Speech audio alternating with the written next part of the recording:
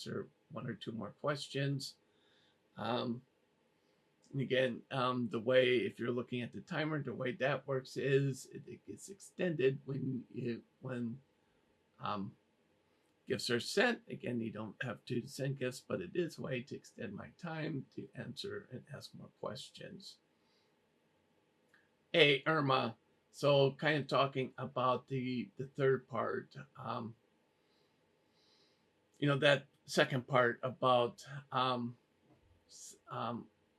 having a interview and preparing for it. And I spent a bit of time talking about earlier about CAR, and that is contacts, your actions and results, and kind of talking about what is an interview, what is involved with an interview, because really at the end of the day, an interview it's a two-way street, and an interview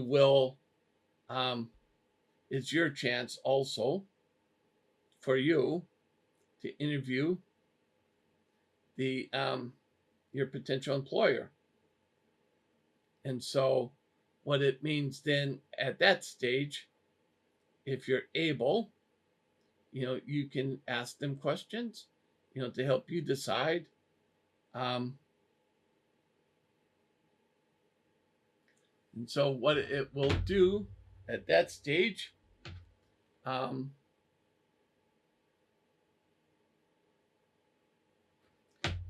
it will be very much for you at that stage, to ask questions helps you to decide if they're right for you, because it's like I say, when you're talking about interviews, the real important thing is for you to know and be confident that this is the right choice for you. So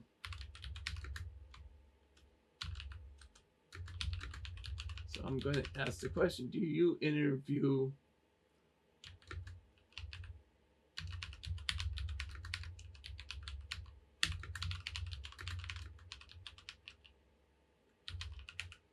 So the question I have is, do you interview a prospective employer during the interview? Do you do it?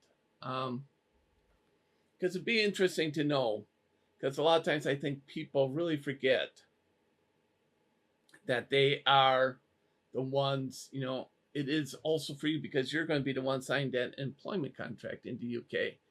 And if you don't know enough about that interview, about that organization, how they operate, what are the expectations role, what does that role involve, then you can't, in my opinion, really shouldn't accept it, because you're just maybe getting yourself into something that you may not be ready for, and it may not wind up being a good situation for you. So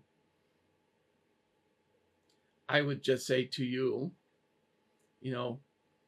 use that opportunity to your advantage. Go in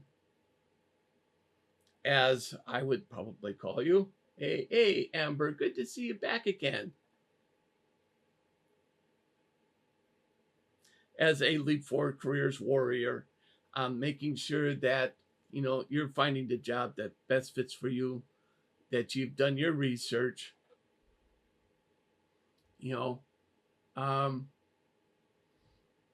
that you've done your research, that you've brought people in, you've asked the questions, you've had a chance to really interview them, and you're 100% confident that if they make an offer, that you will accept it. And if you feel like it's not the situation for you, then you feel confident to reject it. I don't always say, you should reject. You need to think about your own position, financial position. Are you able to withstand, looking further? If you do reject, it's all those decisions.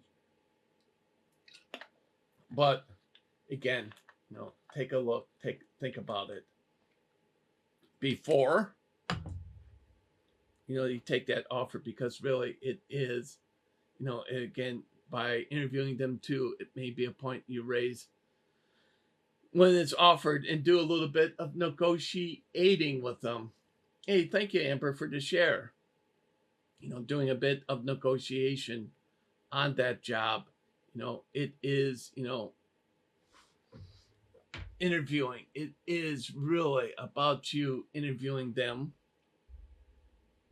asking the questions, and being able to make that decision.